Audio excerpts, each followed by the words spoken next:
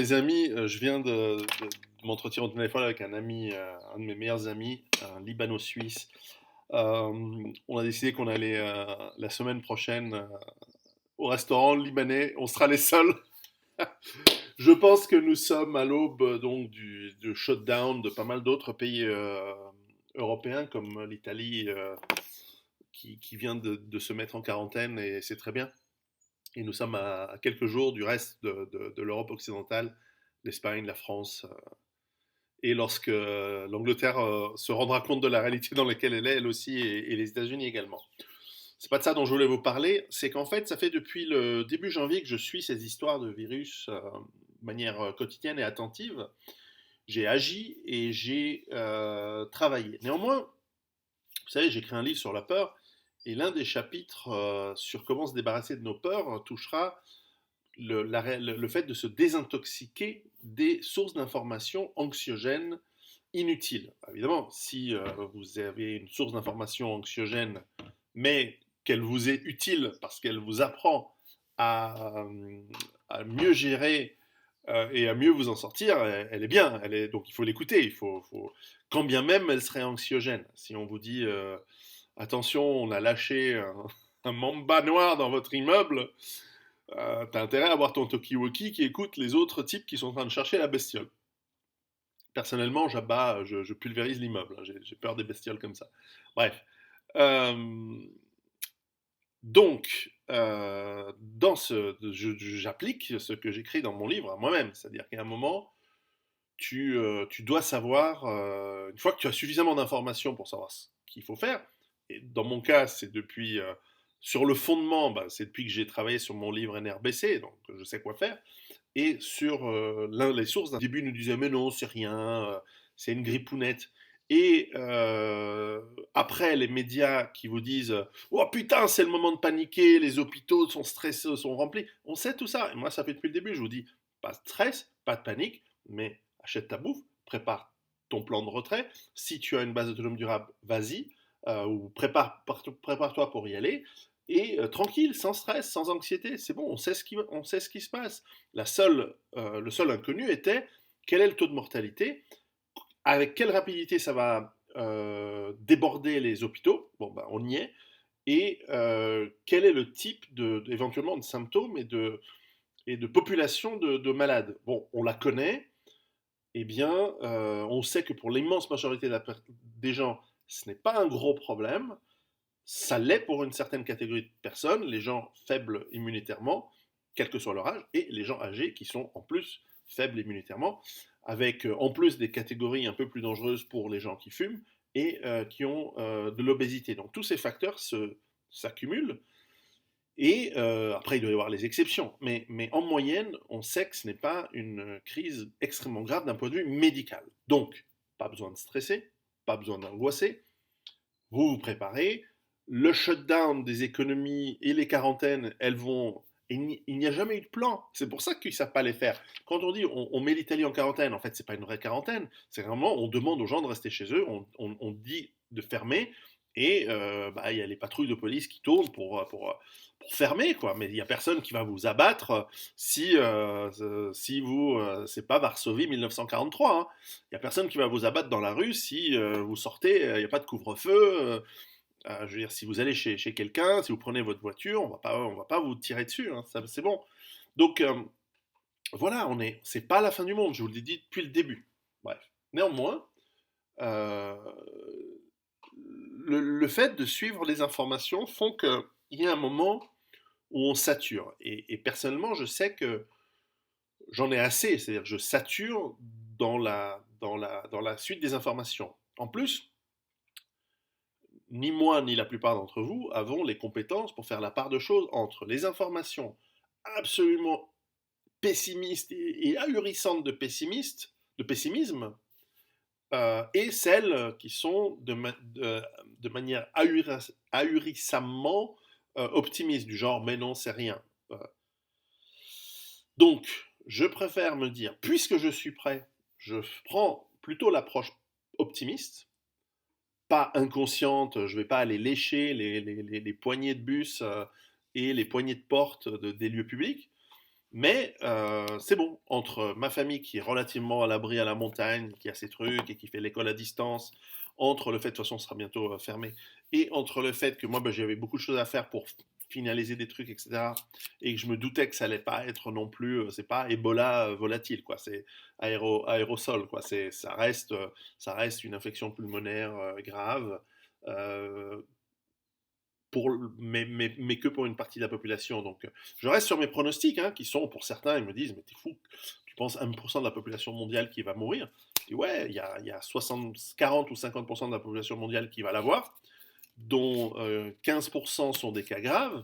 Donc, entre les hôpitaux saturés et les morts naturelles de ce truc, ça va nous faire 2 ou 3% de mortalité pondéré sur la population mondiale atteinte, sur 18 mois, c'est 1%, donc c'est 80 millions d'habitants. Je veux dire, les mecs, ouvrez les yeux, c'est comme ça. J'espère que je me trompe vers le haut, c'est-à-dire j'espère qu'il y aura moins de morts. Et j'espère que je ne me trompe pas, qu'il n'y en aura pas plus. Mais dans l'ensemble, 1%, 2%, ce sont des risques acceptables, surtout si vous êtes en bonne santé, si vous avez un bon système immunitaire, si vous êtes bien nourri, etc. Ensuite, il y a le risque de saturation des hôpitaux. Alors là, oui, il faut faire attention. Ne pas avoir d'appendicite, c'est pas tellement vous qui décidez.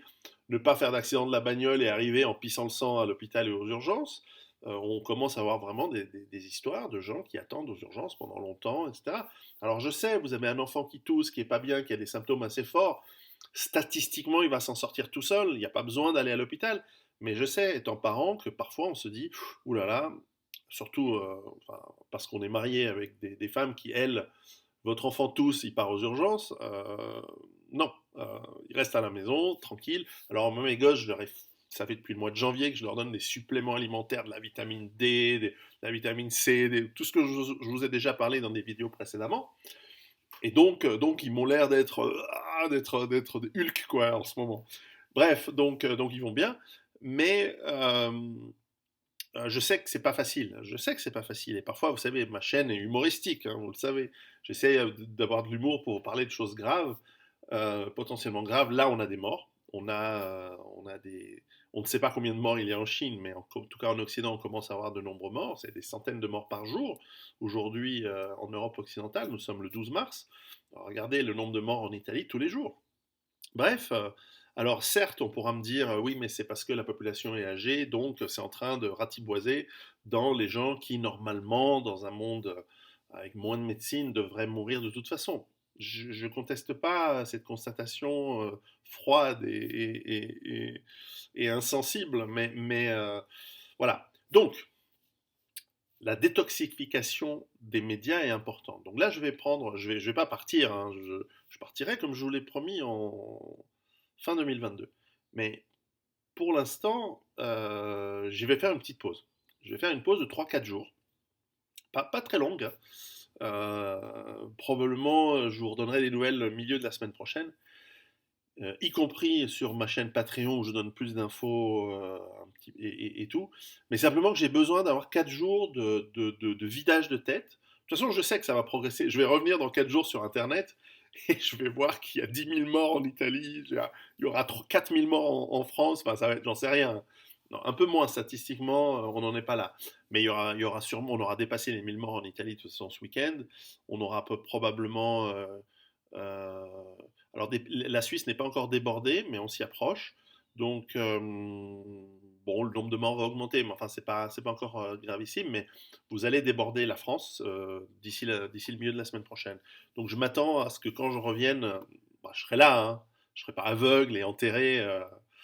Euh, mais voilà, vous allez avoir probablement la mise sous quarantaine de la France avec toutes les joyeusetés d'un peuple si discipliné. Ça va être intéressant.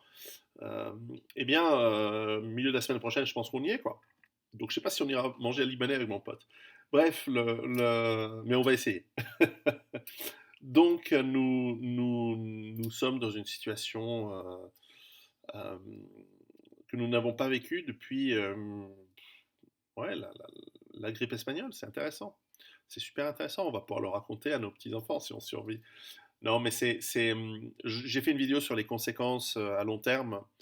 Je pense que c'est un gros coup du butoir sur une structure économique pourrie qui ne sera pas suffisant pour la mettre à bas, parce qu'elle est quand même tenace, mais c'est le début. C'est un des événements marqueurs qui vont marquer la fin du système économique globalisé tel qu'on le connaît. Et voilà, alors vous savez, le réchauffement climatique, gna gna gna, toutes ces conneries, machin. Ouais, dans 100 ans, peut-être qu'on aura 2 degrés de plus. Mais en attendant, c'était aujourd'hui qu'il fallait se préparer. C'est pour des événements comme celui dans ce moment qu'il fallait se préparer.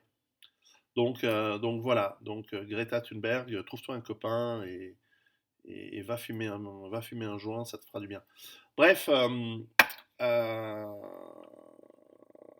ça c'est parce que je l'ai dit poliment. Bref, donc on se retrouve dans quelques jours. Je prends une petite pause et en attendant, vous savez quoi faire. Pour ceux qui me découvrent, parce que récemment, je ne sais pas si c'est YouTube qui a débridé ma chaîne, mais j'ai eu plusieurs milliers d'abonnés en quelques jours. Je vous encourage de retourner dans les vidéos d'il y a plusieurs années sur ma chaîne et de vous renseigner sur comment on se prépare, comment on fait, comment on se calme, comment on fait les choses tranquillement. Et bientôt seront republiés mes livres parce qu'ils étaient en rupture de stock pour des histoires vraiment casse-couilles et de bureaucratie. Bon, bah, c'est comme ça. Donc bientôt ils vont ressortir et mes livres ne vous aideront pas pour cette crise-ci puisque c'est trop tard. Soit vous êtes prêts, soit vous êtes pas prêts. Enfin, ça va. Même si vous n'êtes pas prêt, vous allez pas crever la bouche ouverte. Ça va.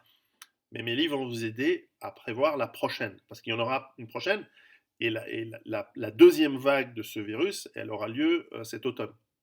Donc, survivez à la première vague, tant bien que mal. Il y a survivez aussi de manière économique, survivez aussi dans votre travail, dans votre petite entreprise. La semaine prochaine, quand je reviendrai, je vais vous faire probablement une vidéo sur comment une PME, une petite et moyenne entreprise, comment les artisans, etc., peuvent faire pour tenir. Mais en gros, vous avez du bas de laine et c'est à ça qui sert. Pour tenir les 2 3 mois où il n'y aura pas de commande, pas de business, pas de salaire peut-être, comment vous allez faire? Ben, vous tirez la ceinture, vous ne payez pas vos loyers, vous ne payez pas vos factures. Et ça, c'est un vrai problème pour l'économie. À moins d'avoir un bas de laine qui vous permet d'avoir voilà, ce gras, cette couche de gras qui vous permet de tenir économiquement pendant cette période. Mais bon, on en parlera la semaine prochaine. Donc, je vais me faire un petit week-end détox, sans médias, sans internet, sans téléphone, sauf les gens qui savent comment me connecter comment connecter avec moi de manière urgente, s'il doit y avoir une grosse catastrophe, mais à mon avis, il n'y en aura pas ces 4 5 prochains jours. Et donc, en attendant, ben, je vous souhaite de continuer votre préparation. Et là, c'est plus préparez-vous.